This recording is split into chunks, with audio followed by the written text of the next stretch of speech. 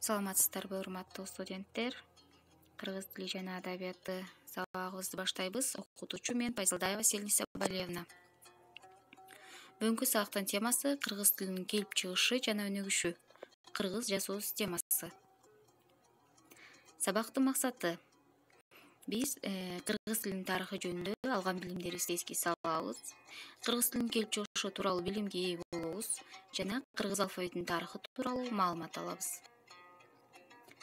Кыргыз Республикасынын мамлекеттик тили түрк тилдеринин курамына, анын ичинде кыргыз кыпчак тобуна кирет. Кыргыз Республикасынын түптүү калкынын Кытайдагы, Өзбекстандагы, Тажикстан Республикасындагы жана Ауганстан, Туркия, Орусияда жашап жаткан кыргыздардын эне тили.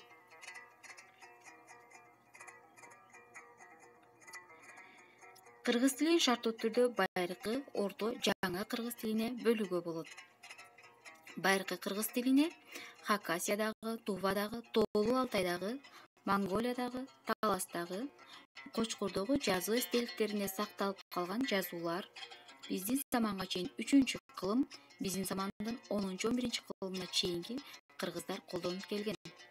Кыргыз тилинде колдонулган жазуулар Орхондогу жазуу эстеликтеринен пайда болуп, кийин архаикалык маанидеги айрым фонетикалык, грамматикалык структуралары өзгөрүүлөргө дуушар болушу мүмкүн. Орхон түрктөрү өз жазуу системасын түзүүдө байыркы кыргыздардын жазуу маданиятындагы тажрыйбаны пайдаланышкан. Бул жазуу системасы ошол учурдагы кыргыздар пайдаланган тил каттары, мамлекеттик иш кагаздарынын, дипломатиялык алакалардын өбөлгөлөрү болот. Орхон Енисей алфавиттик руна сымал жазмасы түрк-моңгол тилдүү элдердин ичиндеги тарыхта чечмеленген эң байыркы жазма маданияты. Бул жазма салты 6-12 кылымдарга таандык.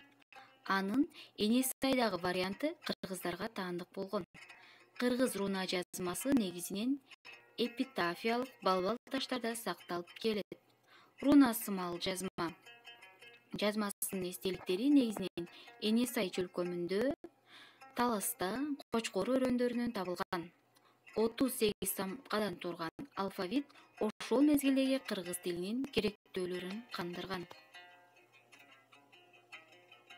Орто кылымдардагы кыргыз тили. Соңку ислам дининин таасири менен кыргыздар араб арибин пайдаланууну өздөштүрүшкөн. Дал ушул мезгилден кыргыз тилине ислам дининин кошуна жашаган түрк, иран тилдүү элдердин таасири астында иранизм, арабизм лексикалары кире баштаган. Ошол мезгилден тартып азыркы Кыргызстанда 1928 жылга чейин Кытайдагы кыргыздарда азыркы учурда дагы кыргыз тилинде жазуу араб арибин колдонуп жүргүзүлгөн. Айрым изилдөөчүлөрдүн тыянагы боюнча кыргыз тили 10-кылымдан тартып кыпчак тилинин таасирин күчтүү ала баштаган. 13-10 кылымдарда тарыхый кырдаалдардын соңунан Енисейлик жана Теңир тоолук кыргыздардын тилдери өз алдынча өнүгө баштаган. Учурдагы кыргыз тили. Кыргыздар алфавиттин ар кандай түрлөрүнөн колдонгон. Араб алфавитин 1924-27 жылдары, латын арибин 1927-40 жылдары, орус арибин 1941 жылдан бери пайдаланып келишет. Кыргыз жазуусу кыргыз тилинин жазуусу. Кыргыз тили учурда 2 расмий жазууну колдонот. Алардын бирөө кириллицага негизделген Кыргызстандын жана мурунку СССРдин аймагында колдонулат. Экинчи жазуу араб алфавитине негизделген. Кытай эл республикасынын аймагында гана колдонулат. Кытайдагы кыргыздар гана колдонуучу ариб бул араб алфавити. Алфавит пайда болгонго чейин жазуунун ар кандай түрлөрү пайдаланып келинди. Аларга пиктографиялык, идеографиялык, фонографиялык жазууларды көрсөтүүгө болот. Бул сүрөттөрдө пиктографиялык жана идеографиялык жазуулар чагылдырылган. Араб алфавити кыргыз тилин жазуусу үчүн 19-кылымдын биринчи жарымында колдонулуп баштаган. 1911 жылдан бул алфавит биринчи кыргызча басма жазуулары пайда боло баштаган. Ошондой эле 1911 жылы китептер чыгарыла баштаган. Расмий түрдө эмес бирок.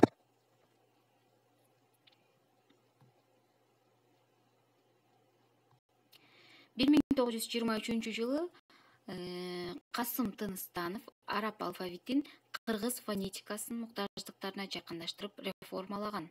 1924 жылы Шенал Арабаев тарабынан ушул алфавитте биринчи кыргыз алифбеси басылып чыккан. Ошол эле жылы мектептерде кыргыз тилинде окутуу башталды. Ошондой эле биринчи кыргыз гезити Эркин тоо басылып чыга баштады. Эркин тоо 1924 жылы 7-ноябрда басылып чыга баштаган. Мына бул сүрөттө Эркин тоонун эң алгачкы басылмасы араб арабинде чыккан, ал эми бул орус алфавитинде жазылган басмасы.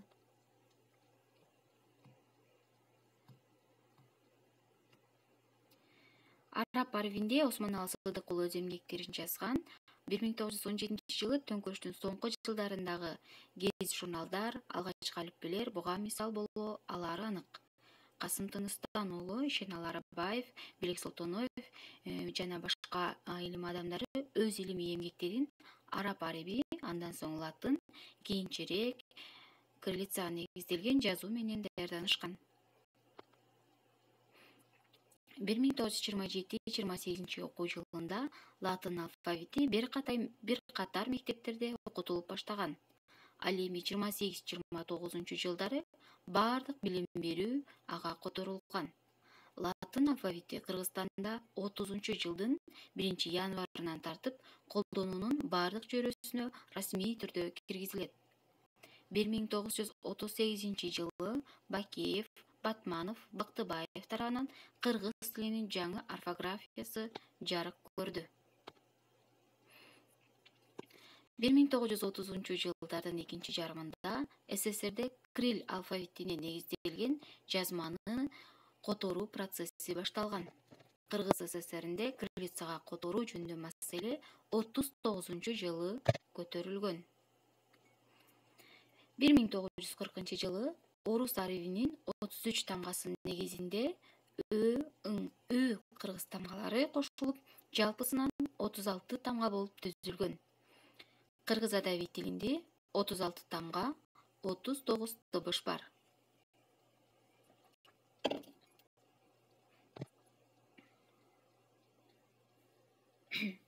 Жаңы кыргыз тили төңкөрүштөн кийинки мезгилде биротоло калыптана баштады.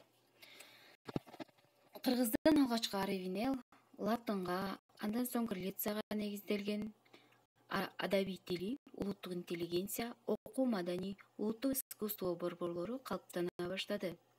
Алгачкы илимий басылмалар жарыкка чыкты. Мамлекеттик стандарттагы атайын окуу китептери, окуу куралдары, адаби чыгармалар менен басылып чыга баштады. 1989 жылы 23 сентябрда кыргыз тили мамлекеттик тил статусуна ээ болгон. Учурдагы кыргыз тили өнүгүү жолунда. Бүгүнкү илимий, техникалык жана башка керектөөлөрдүн бардык талаптарына жооп берген, өнүгүп жаткан улуттун тили. Азыр колдонуп кыргыз тилинин орфографиясын соңку редакциясы Кыргыз Республикасынын Жогорку Кеңеши тарабынан 2008 жылы 26 июнда кабыл алынган. 567 токтому менен бекитилген. Сабакты бышыктоо. Сабакты бышыктоо үчүн төмөнкү суроолор берилет. Ал суроолорго дептериңерге жооп жазып, WhatsApp группасы аркылуу жөнөтөсүңөр.